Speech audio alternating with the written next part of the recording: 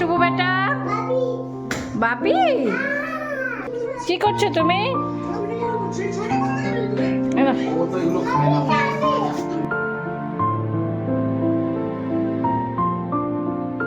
Good morning everyone, কেমন আছো তোমরা সবাই? আশা করছি ভালো আছো, আমরাও খুব ভালো আছি। আজ আবারও চলে এসেছি নতুন আরেকটা ভিডিও নিয়ে। দিনটি ছিল মকর সংক্রান্তি, তাই শুরুতে তোমাদের সকলকে জানাই শুভ মকর সংক্রান্তি। এই দিনে আমরা বাঙালিরা মোটামুটি সবাই একটু একটু পিঠে তৈরি করি সকলের বাড়িতে। তাই অন্তত আজকের দিনে আমিও চেষ্টা করেছি আমাদের বাড়িতে সবার মুখে পিঠে তুলে দেওয়ার জন্য। সকালবেলা ছেলেকে ঘুম থেকে তুলে নিচে শুইয়ে দিয়েছি, ওপরে ঘর পরিষ্কার করে এর মধ্যে আমরা সকালের ব্রেকফাস্টটাও সেরে নিয়েছি। সকালের ব্রেকফাস্ট করেছিলাম রুটি আর তরকারি। এর মধ্যে ব্রেকফাস্ট সেরে ছেলেকেও খাইয়ে দিয়েছি আর দুপুরের রান্নাবান্নাটাও সেরে নিয়েছি। আজকে দুপুরের মেনুতে হয়েছে টমেটো দিয়ে মুসুর ডিমের ঝাল, শিম আলু ভাজা আর হয়েছে গাটি কচুর তরকারি। ছেলের জন্য আবার মুসুর ডাল করে নিয়েছিলাম। যাই হোক, এর মধ্যে রান্নাবান্না সেরে অনেকটা সময় পার করে ফেলেছি। ছেলেকেও চান করিয়ে দিয়েছি, আমিও চানটা সেরে নিয়েছি। ওই মুসুর ডাল দিয়ে আমাদের ডিমের ঝাল থেকে ডিম তুলে ওই ডিমটা দিয়েই ওকে ভাত খাইয়ে দিয়েছিলাম। আর ছেলের কাণ্ড দেখো, ওকে যখন আমি খাওয়াতে নেব সে হাতে কিছু না কিছু তুলেই নেবে। ওই যে ওকে খাওয়ানোর জন্য কেলক্স এনেছিল দাদান, সেই কেলক্সের প্যাকেট হাতে ধরে রেখেছে। ওই কেলক্স একটা দুটো মুখে দিয়েছে আর ওই সুযোগে আমি খাইয়ে দিয়েছিলাম। আর বলো না, আজকাল টুবু যে কি বায়না করে, খাওয়ানোর সময় না ওকে হাতে কিছু না কিছু দিতেই হবে। ও ওসব নিয়ে এঙ্গেজ থাকবে আর আমাকে খাওয়াতে হবে। আর এই যে খাওয়ার নামে তো কিছুই খায় না, সম্পূর্ণ কেলক্সের প্যাকেট থেকে সব কেলক্স ফেলে সারা ঘরে ছড়িয়েছে। যেই নামু আর মা ঝাড় দিতে নিয়েছে, ঝাড়ও দিতে দেবে না, সেই ঝাড় দেবে। আচ্ছা, আমাকে আমার একটা প্রশ্নের উত্তর তোমরা দিতে পারবে? তোমাদের বেবিরাও কি এরকম বায়না আর জেদ করে?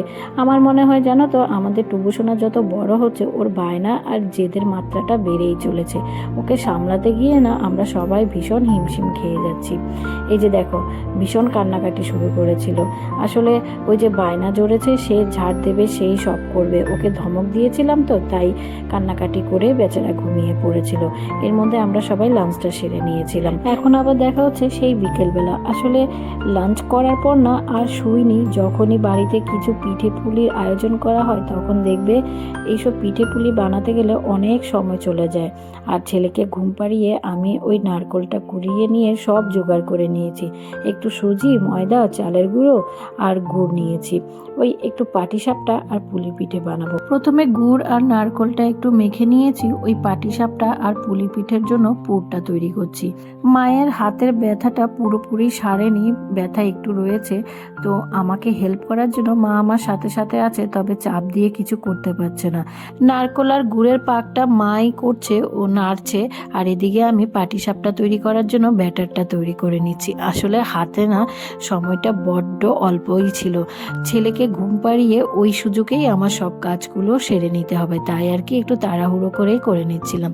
দেখবে যত পরিশ্রমই হোক না কেন, পরিশ্রম করার পর যখন পরিবারের প্রিয়জন বা প্রিয় মানুষগুলোর মুখে হাসি ফোটে, তখন যেন আমাদের মনে হয় সব পরিশ্রমই এবার সার্থক হলো। যাই হোক, এর মধ্যে আমি পাটিসাপটা আর পুলির পুরটা রেডি করে নিয়েছি। আর নারকোলটার মধ্যে না অনেক তেল ছিল, খুব সুন্দর পাক হয়েছে। পুর রেডি করে আমি এর মধ্যে ওই একটু চালের গুঁড়োর সাথে সামান্য ময়দা দিয়ে কাইটা করে নিয়েছিলাম। পুলি পিঠের কাই তৈরি করার সময় যদি চালের গুঁড়োর সাথে ময়দা দেওয়া যায় তাহলে না বাইন্ডিংটা দেখবে খুব সুন্দর হয়, টাইট হয়। আর জানো তো, এর মধ্যে আর শেষ রক্ষা হলো না আমাদের। এর মধ্যে আমাদের টুবু বাবা আবার ঘুম থেকে উঠে পড়েছে। কয়েকটা পুলি পিঠে তৈরি করতে না করতে ছেলে দেখি উঠে মা মা করে চিৎকার শুরু করেছে। ওকে আজকে আর ওপরে শোয়াইনি, নিচে শুইয়েছি। আসলে মা তো হাতে চাপ দিয়ে কিছু করতে পারছিল না, ওই আমায় একটু সাহায্য করছিল। তবে মা না থাকলে আমাকে আরও বিপদে পড়তে হতো। এর মধ্যে অনেকগুলো পুলি পিঠে তৈরি করে নিয়েছিলাম। আর এই যে দেখো ছেলের কাণ্ড, মাকে সাহায্য করার জন্য সে এক পায়ে খাড়া সব সময়। মাকে যেই দেখেছে রুটি বেলবে তাকে আটকায় আর কার সাথ দিয়েছে। ঘুম থেকে উঠেই নামু, দাদান, বাপি কারো কাছে যাবে না, সে মাকেই চাই। তাই আর কি মাঝ পথে সব ছেড়ে দিয়ে ওকে নিয়ে বিজি হতে হয়েছিল, তাই অনেকটা লেট হয়ে গেছিল। ভীষণ মুশকিলে পড়তে হয়েছিল জানো তো। রুটি তুমি বেলবে?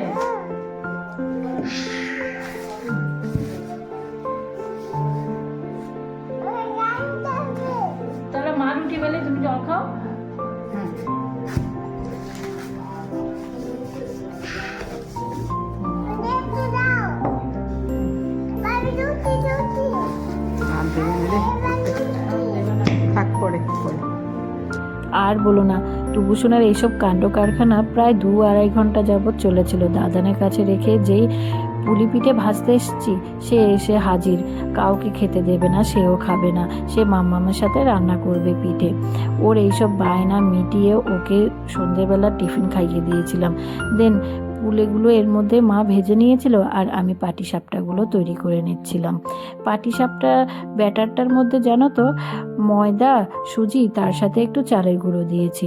সম্পূর্ণ চালের গুঁড়ো দিয়ে যদি পাটিসাপটা তৈরি করতে যাও তাহলে দেখবে পাটিসাপটাগুলো ফেটে যাবে, খুব ভালোভাবে উঠে আসবে। এইসব পিঠে পুলি দেখবে সবসময় একরকম হয় না।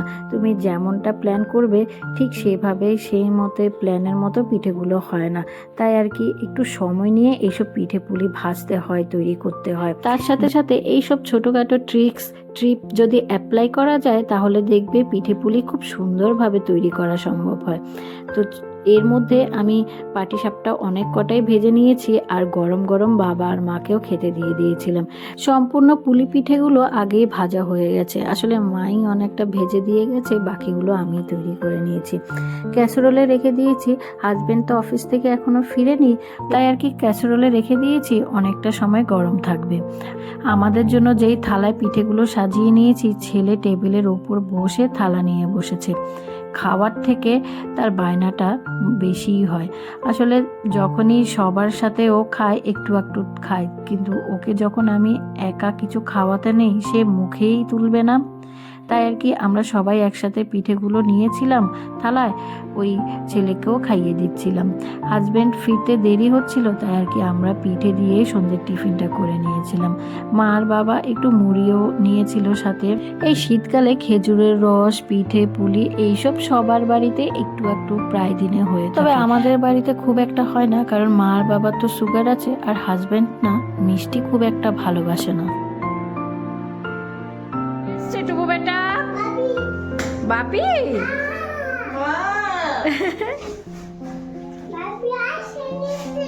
বাপি বাপি আইস এনেছে, কে বলেছে? যাও বাপিকে দেখো, গিয়ে যাও, বাপি নাকি আইস এনেছে। টুকু কি বলছে জিজ্ঞেস করো। ঠান্ডা এখন আইসক্রিম খেলে গলা হয় না, এখন আইসক্রিম বিক্রি হয় না, আইসক্রিম এখন পাওয়া যায় না তো, ঠান্ডা শীতকাল। কি করছো তুমি?